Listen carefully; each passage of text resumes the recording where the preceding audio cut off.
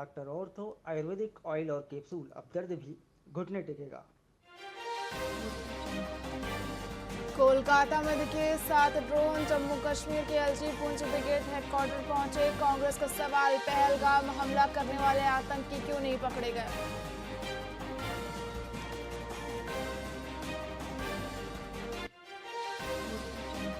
वक्फ कानून पर supreme court में लगातार दूसरे दिन सुनवाई। केंद्र बोला सरकारी जमीन पर किसी का हक नहीं, 100 साल पुरानी समस्या खत्म करने की कोशिश।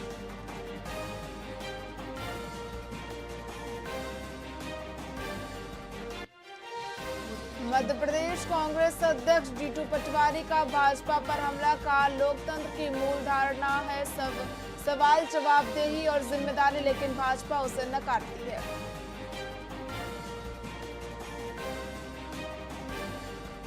देश के 24 राज्यों में आंधी बारिश और तूफान का अलर्ट। गोवा में 2 दिन से भारी बारिश जारी। इंडिगो एयरलाइन ने जारी की एडवाइजरी।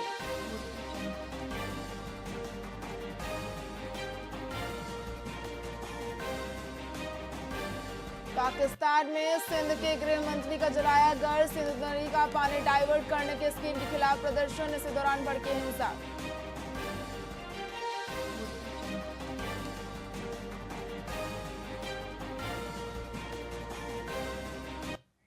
नमस्कार, आप देख रहे हैं वीआईपी न्यूज। मैं हूं आपके साथ प्रज्ञा तिवारी। रुक करते खबरों की ओर। जोधपुर पुलिस कमिश्नरेट ने अवैध शराब विक्रय के खिलाफ बीती रात एक बड़ा अभियान चलाया। इस विशेष अभियान के तहत पुलिस की 30 टीमों ने शहर के 136 ठिकानों पर एक साथ छापेमारी की। नहर चौराहे पर शराब की दुकान के बाहर अतिक्रमण कर लोगों को शराब पिलाने के मामले में भी सख्त कार्रवाई की गई। पुलिस और नगर निगम की संयुक्त टीम ने मौके से बड़ी संख्या में कुर्सियां, टेबल और कूलर जब्त किए। इसके साथ ही शास्त्री नगर थाना पुलिस ने अवैध छपरा बनाकर शराब पिलाने के मामले में 9 लोगों को गिरफ्तार किया। मौके से भारी मात्रा में शराब की बोतलें बरामद की गई। इसके अलावा पुलिस ने 18 ग्राम अफीम जब्त करते हुए आरोपियों के खिलाफ एनडीपीएस एक्ट के तहत कई मुकदमे दर्ज किए।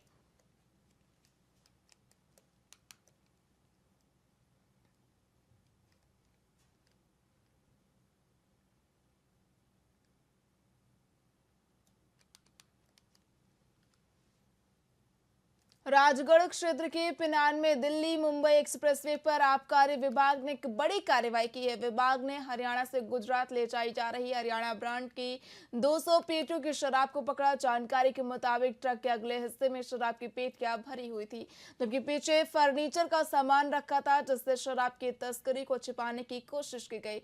ये कार्रवाई इंटरचेंज की पुलिया के नीचे की गई।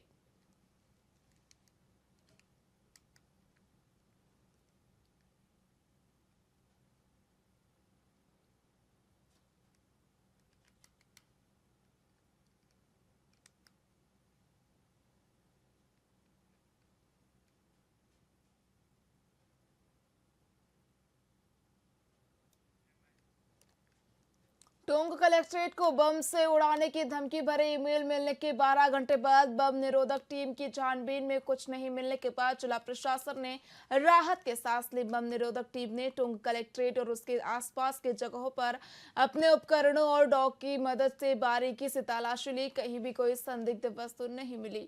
दरअसल जिला प्रशासन को करीब 5:56 पर आकाश भास्करन outlook.com नामक एक ईमेल से मेल आया, जिसमें कलेक्ट्रेट को बम से उड़ाने की धमकी मिली, जिस पर जिला प्रशासन हरकत में आया और मौके पर जिला कलेक्ट्रेट को सुरक्षा बलों ने घेर लिया और आसपास की जगहों को खाली कराया गया। कलेक्ट्रेट के गेट बंद कर आवाजाही रोक दी गई।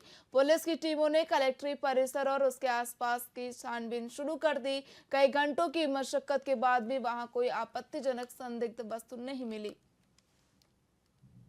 सुबह एक ऑफिशियल मेल पे एक इन्फॉर्मेशन आई थी कि कलेक्ट्रेट परिसर में कोई बम की थ्रेट है।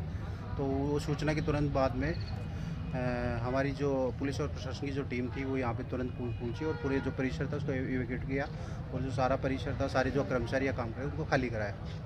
और उसके बाद में जो भी हमारा जो स्टाफ था, पूरा पुलिस का जो जाब्ता था, उसने पूरे परिसर को जो कवर किया है और जो लोकल हमारे जो भी सोर्सेज थे उनके ज़रिए हमने वहाँ पे जो चेकिंग जो करनी थी वो भी की थी।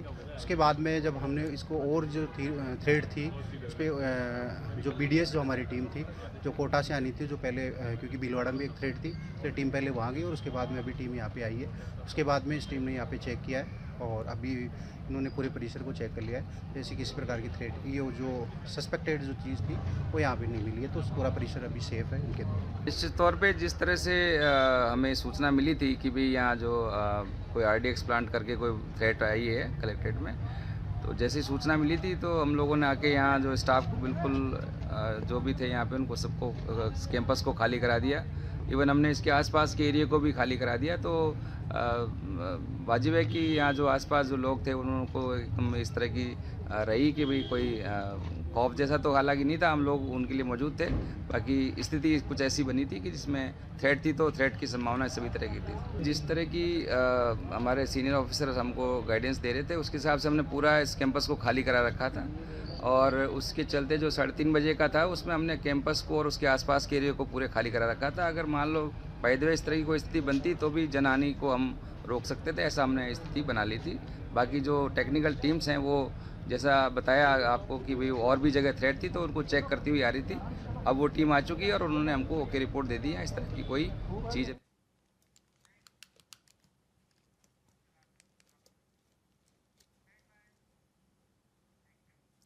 टोंक पुलिस थाना सदर द्वारा वांछित अपराधियों की गिरफ्तारी के लिए चलाए जा रहे विशेष अभियान के दौरान बड़ी कार्रवाई करते हुए 5,000 रुपए के इनामी वांछित अपराधी आदित्य पंचौली पुत्र राम प्रसाद पंचौली तेली निवासी शर्मा कॉलोनी टोंक को उदयपुर शहर से गिरफ्तार करने में सफलता प्राप्त की। अपराधियों पर कई मामले पहले भी हैं जिन्हें खंगाला जा रहा है।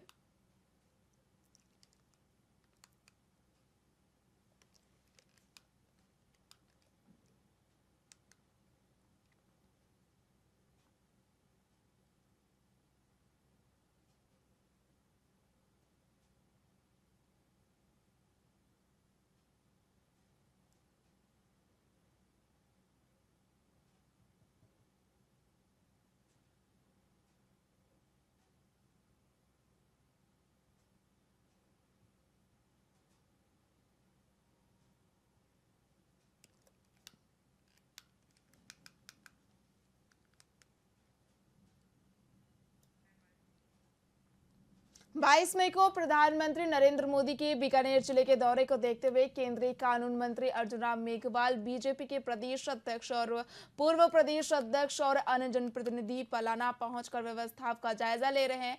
मुख्यमंत्री भजनलाल शर्मा के जल्द ही पहुंचने की संभावनाएं हैं, जबकि रेल मंत्री अश्विनी कुमार आज रात बीकानेर पहुंचकर व्यवस्थाओं की समीक्षा करेंगे। पलाना गांव में सभा स्थल को तैयार किया गया जिसमें 54 ब्लॉक बनाए गए हैं।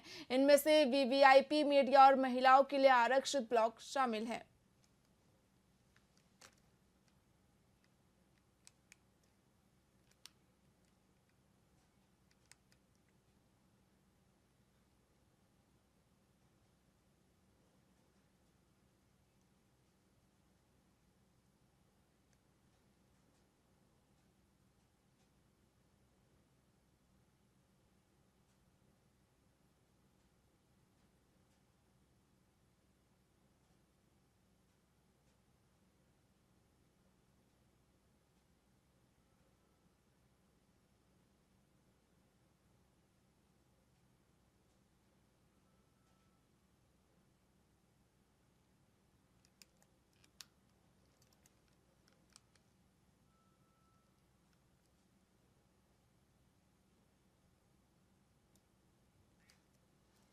खबर बीकानेर से आपको बता दें कि 22 मई को प्रधानमंत्री के आगमन को लेकर लगातार व्यवस्थाओं की तैयारियां की जा रही है। आपको बता दें कि व्यवस्थाओं को निरीक्षण करने लगातार नेताएं जा रहे हैं। आपको बता दें कि बीकानेर में 22 मई को प्रधानमंत्री का आगमन है। नेताओं ने व्यवस्थाओं का जायजा लिया।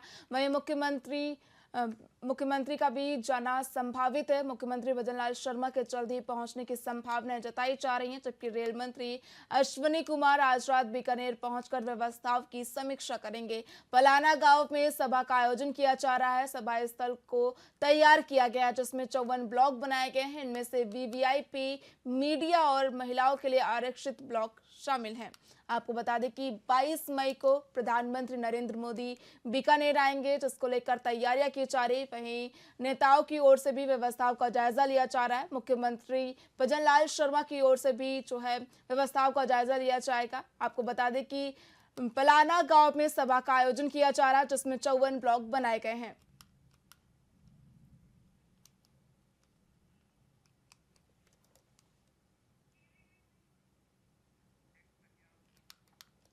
जोधपुर में कलेक्ट्रेट को बम से उड़ाने की धमकी मिलने से हड़कंप मच गया। अन्य जिलों की तरह जोधपुर कलेक्ट्रेट को भी ईमेल के माध्यम से ये धमकी दी गई, जिसके बाद कलेक्टर कार्यालय में सनसनी फैल गई। धमकी में कहा गया कि आज 3:30 पर कलेक्टर परिसर को उड़ाने की चेतावनी दी गई है। इस सूचना के बाद पुलिस प्रशासन और गुप्तचर एजेंसियां पूरी तरह से सक्रिय हो गई। अतिरिक्त जिला कलेक्टर जवाहर चौधरी ने मीडिया से बातचीत करते हुए कहा कि जैसे ही ईमेल की सूचना मिली, जिला प्रशासन, पुलिस और गुप्तचर विभाग के अधिकारियों ने कलेक्ट्रेट की जांच शुरू कर दी।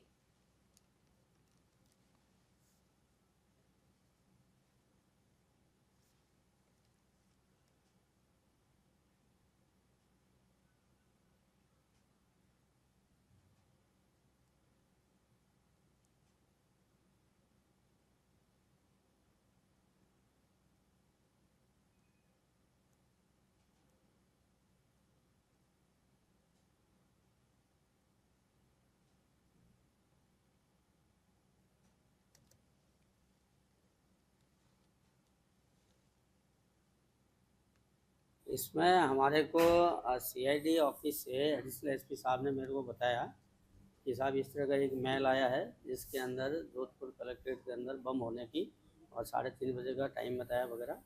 तो उसके बाद तुरंत पुलिस है, बीएसएफ है, सीआईएसएफ है, रेलवे प्रोटेक्शन फोर्स है, सीआईडी है, हमारी थानों की पुलिस है, सारे लोग डॉग स्क्वाड वगैरह सारे संसाधनों के साथ पहुँचे। अभी इसकी पूरी जाँच चल रही है पूरे कलेक्ट्रेट में, पूरी बिल्डिंग की। अभी तक तो कुछ पाया नहीं गया, लेकिन हम पूरे विजिलेंट हैं और पूरा ध्यान रख रहे हैं और पूरी जितनी सावधानियाँ इसमें बरतनी है वो बरत रहे हैं। और ये खबर कहाँ से मिल रही है इसकी भी पुलिस जांच कर रही है। इसमें हमारे को सीआईडी ऑफिस से एडिशनल बीकानेर में केंद्रीय कानून मंत्री अर्जुन राम मेघवाल ने पत्रकारों से बातचीत करते हुए बताया कि प्रधानमंत्री नरेंद्र मोदी कल नाल हवाई अड्डे पर पहुंचेंगे। वहां से वे देशनोक स्थित करणी माता मंदिर के दर्शन करेंगे और फिर 103 अमृत भारत योजना के अंतर्गत निर्मित रेलवे स्टेशन का उद्घाटन भी करेंगे। इसके बाद वे बीकानेर से बांद्रा के लिए एक नई रेल सेवा को हरी झंडी दिखाएंगे और पलारा में एक जनसभा को भी संबोधित करेंगे। मेघवाल ने कहा कि पीएम मोदी जहां भी जाते वहां विकास के नए द्वार खुलते हैं। उन्होंने स्मरण कराया कि 8 जुलाई 2023 को नौरंग देसर में प्रधानमंत्री ने कहा था कि नौरंग भरेंगे और अब वो वादा पूरा हो रहा है। उन्होंने सौर ऊर्जा के विकास कार्य की तेजी और सड़क के लोकार्पण का उल्लेख किया, जिससे क्षेत्र में बड़ी सुविधाएं उपलब्ध हुई हैं। देखिए, प्रधानमंत्री जी कल आ रहे हैं,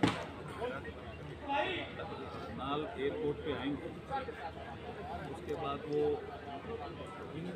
करणी माता के मंदिर वैष्णो जाएंगे, वहाँ दर्शन करेंगे, पूजा अर्चना करेंगे और उसी के पास एक रेलवे स्टेशन का विकास हुआ है, वैष्णो रेलवे स्टेशन का, अमृत भारत रेलवे स्टेशन योजना के तहत।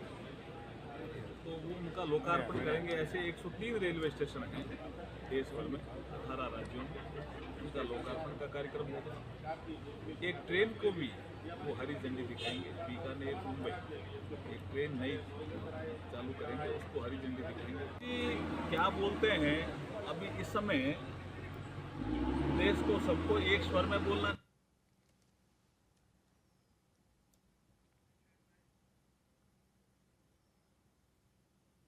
फिलहाल खबरों में इतना ही। देखते रहिए वीआईपी न्यूज। नमस्कार।